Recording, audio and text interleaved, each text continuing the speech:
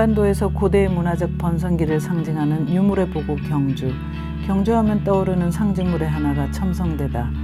첨성대는 어떤 목적으로 건립되었을까?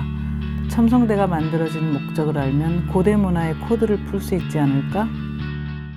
예, 여기 보시는 첨성대는 그 유치원생도 알 정도로 아주 유명한 그 국보급 건물인데요.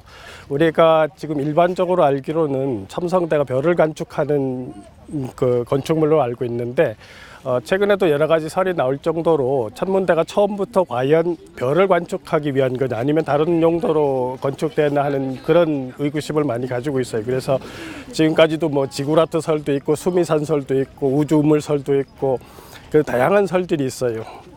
그런데 이제 새로운 어떤 견해를 제가 가지고 있는데, 이 천문대라는 게 어쩌면 처음부터 단순히 별을 관측하기 위해서 지은 건축물이 아닐 가능성이 상당히 높아요. 왜냐하면 이 기록상으로 봤을 때 천문대가 그 삼국유사에 나오는데, 거기에도 보면 지기삼사조에 나와요. 지기삼사조는 선덕여왕의 권위를 높이기 위해서 스토리를 만들어 놓은 그런 이야기 구조가 있는데, 거기에 이제 단순하게 나오고, 또 한 가지 그 삼국사기를 보면 김부시기가 삼국사기에는 천문에 관한 얘기들이 굉장히 많고 지진에 관한 얘기도 많고 한데 천문대 얘기는 한마디도 안 들어갔다는 거죠. 그래서 왜 그럴까 생각해 보면, 그 김부시기가 이 첨성대가 하늘의 제사를 지내는 어떤 라고 생각해서 아마 그렇게 삼국사기에다 기록을 안 했을 개연성이 높다는 차원에서 보면, 처음부터는 사실은 첨성대가 별을 관측하는 게 아니었을 가능성이 높죠. 그러니까 조선시대에 들어와서 보면 기록상으로 자꾸 별을 관측하는 천문대라고 나오는데, 처음에는 그런 의도가 아니었을 가능성이 높다는 거죠.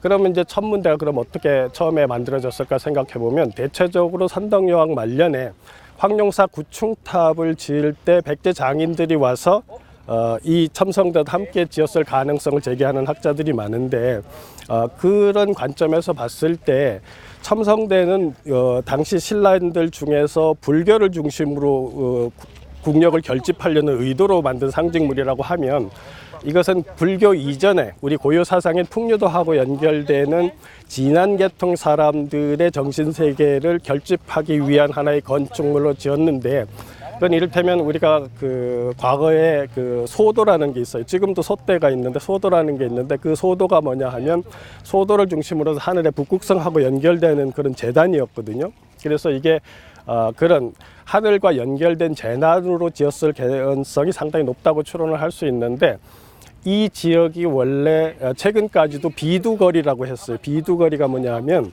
북두칠성하고 비교하는 거리라는 거예요.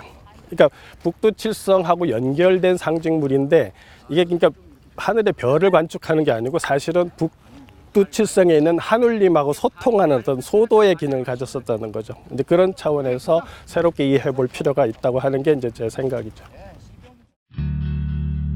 우리는 첨성대의 건립 목적을 추론하면서 고대인들도 하늘의 지혜와 이치를 깨닫고 이를 각자의 삶터에서 구현하고자 하는 인간의 열망을 가진 사람들이었음을 알 수 있다. 무릇 인간의 가치와 사유체계는 시대를 넘어 공통된 것이 아닌가 싶다.